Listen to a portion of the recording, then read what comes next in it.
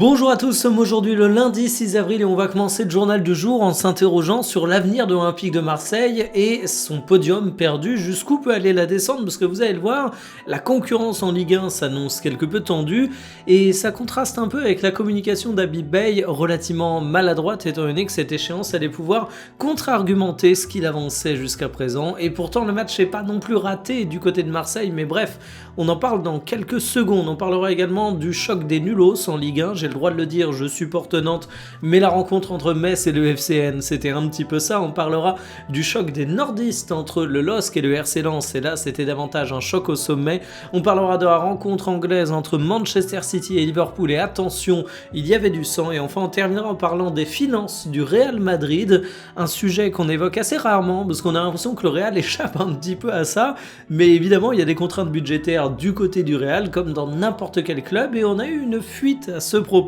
Installez-vous confortablement et bienvenue pour le journal du jour. Interrogé sur son salaire, qui est le 3e de Ligue 1, Habib Beye se défendait en mettant en avant que quand il a débarqué du côté de l'Olympique de Marseille, ils étaient 4e, désormais ils sont 3e. Bon ben manque de bol, il a dit ça juste avant le match face à l'AS Monaco, et désormais l'Olympique de Marseille est à nouveau 4e. Et puis Habib Beye avait éludé également le fait qu'il s'était fait éliminer en Coupe de France entre temps. Alors l'idée c'est pas de tirer à boulet rouge sur Habib Beye, je comprends que c'est délicat de communiquer sur son salaire et de faire une défense cohérente, mais il a eu l'amour du risque en mettant en avant des arguments qui était quand même assez pété, il faut bien le dire, et surtout qui pouvait se retourner contre lui très rapidement. Et bien c'est chose faite, parce que désormais, regardez le classement de Ligue 1, l'Olympique de Marseille est 4e, mais surtout l'Olympique de Marseille est à égalité de points avec Monaco, est à seulement 1 point de l'Olympique Lyonnais, est à seulement 2 points du Stade Rennais. Donc en fait l'OM est triste d'être sorti du podium, mais plus rapidement que ce qui pourrait être anticipé il y a de ça seulement quelques jours, l'OM pourrait vite se retrouver top 5, voire hors du top 5. En tout cas, c'est une défaite face à l'AS Monaco. Vous voyez le score, c'est un 2-1 pour les Monégasques. Et j'insiste, le plus triste dans tout ça, c'est que Marseille et Habib Beye n'ont pas fait un match aussi mauvais que ça. Voici les compos qui étaient alignés. Sacré but acrobatique de Golovin sur un centre de Tedze après une belle démonstration technique d'Akliouche. Le but lob de Balogun est aussi très sympa.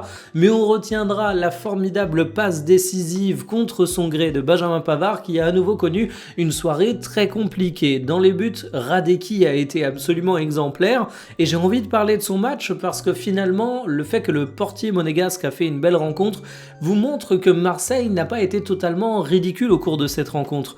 Tu as eu un Gouiri que j'ai trouvé intéressant, au-delà même son but, il a eu une activité qui était vraiment pertinente au cours de la rencontre, et puis finalement l'Olympique de Marseille, ils ont peut-être pas eu la réussite absolument formidable de Monaco qui en ce moment marche sur l'eau, c'est juste abusé à quel point ils réussissent tout ce qu'ils entreprennent, mais c'est pas non plus une équipe qui a sorti un total hors sujet. Si tu t'étais pas fait plomber par Pavard, si t'avais eu Radeki qui en face avait été un petit peu moins en forme, bah t'aurais peut-être même pu avoir une victoire marseillaise. En tout cas le match nul n'aurait pas été volé.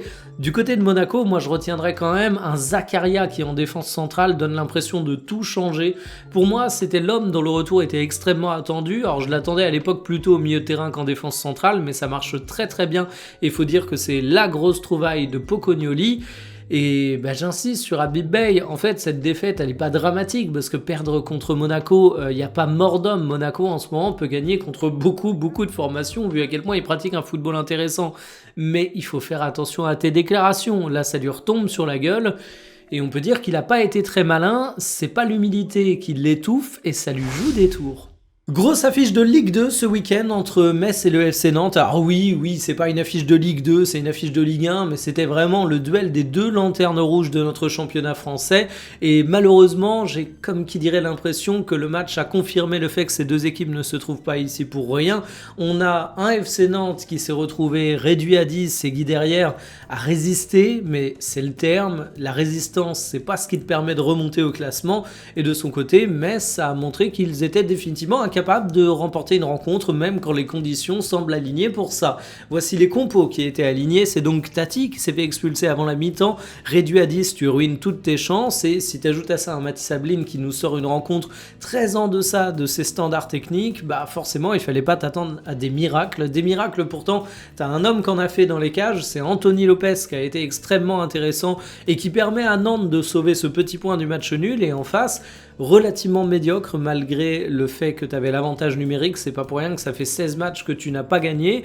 C'est Bouna Sarr qui a sans doute été l'homme fort du côté des Messins, mais franchement, ça ne suffit pas à espérer quelque chose.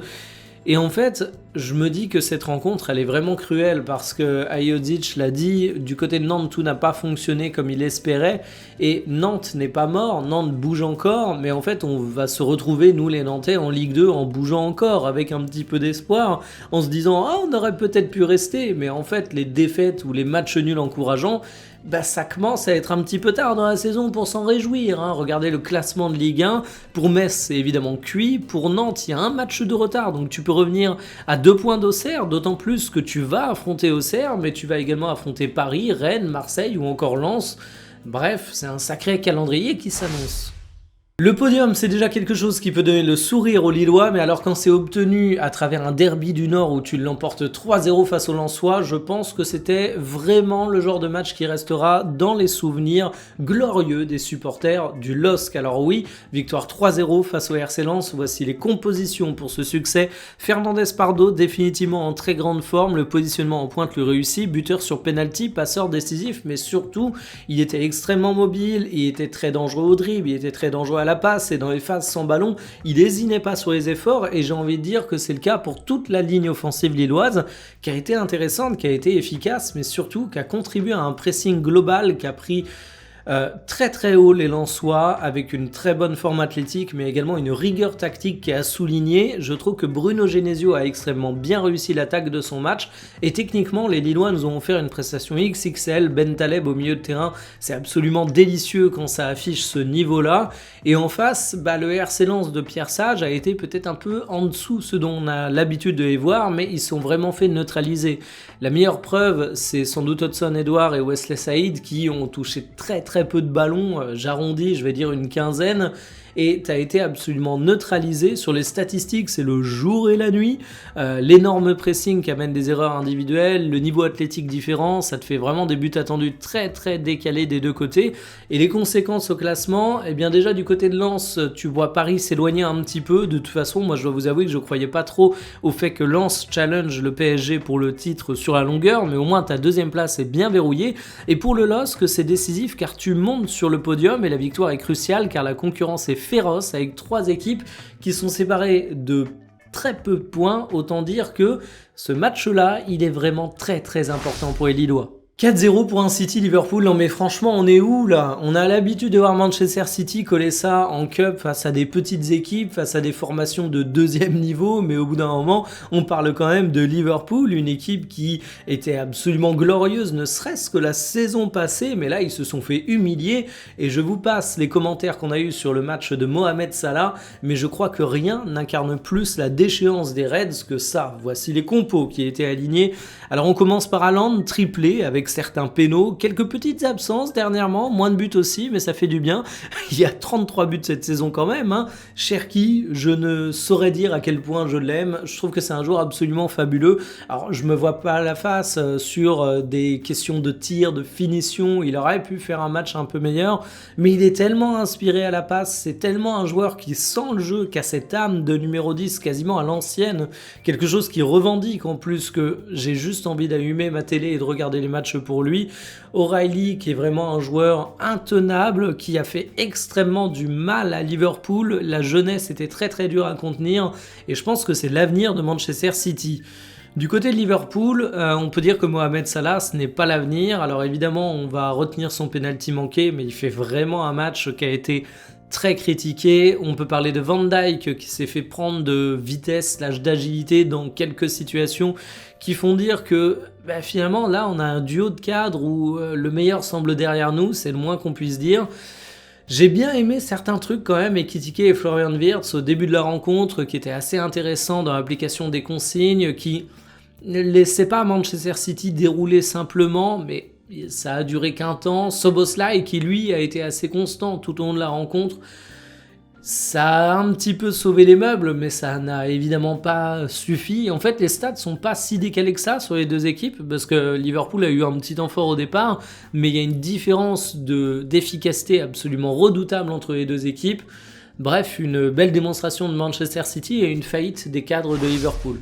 Le Real Madrid est fauché. Bon, évidemment, j'exagère, mais disons qu'il y a des vraies problématiques d'argent. Il va pas falloir s'attendre à une déferlante de dépenses au cours du mercato estival. C'est El Confidencial qui le révèle et c'est une source extrêmement sérieuse, extrêmement documentée. On parle ici d'une fuite d'un rapport financier interne du Real Madrid qui est parvenu entre les mains du média et grosso modo, la situation financière fait qu'il y a quand même quelques petits sujets préoccupants. Déjà, les liquidités du club fondent comme neige au soleil, la masse salariale a augmenté de 16% en une année et la rentabilité du club a chuté de 84%. Ça peut sembler énorme, mais comme on le verra, il y a quelques raisons conjoncturelles qui expliquent ça. Le club est endetté, la rénovation du stade ne s'est pas fait sans activer le levier de la dette, bien évidemment. Et finalement, quand on a un petit peu les médias pro-Real qui vont nous répondre, on va mettre en avant qu'il y a quelques contrats de sponsoring qui devraient tomber bientôt, que c'est des questions d'échéance de paiement aussi. Et finalement, il n'y a pas péril en la demeure madrilène, mais ça nous rappelle un truc tout bête, c'est que oui, le Real Madrid dépense beaucoup, mais ils sont également soumis à une logique de rentabilité comme n'importe quel autre club.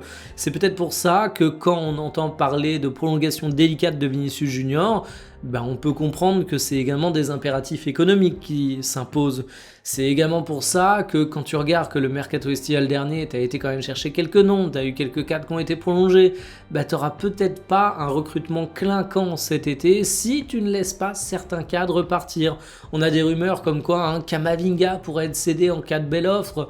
Je ne saurais pas juger de la solidité de cette possibilité, mais en tout cas, on verra de plus en plus sortir ce genre de choses parce que le Real Madrid a besoin de se renforcer à certains postes, même si c'est aujourd'hui une équipe très costaud, mais le renfort, il n'interviendra pas sans quelques efforts financiers et ça passera peut-être par des ventes ou des non-prolongations, donc à voir, mais il n'y a évidemment pas que le Barça en Espagne qui doit gérer ses finances, c'est un rappel assez net.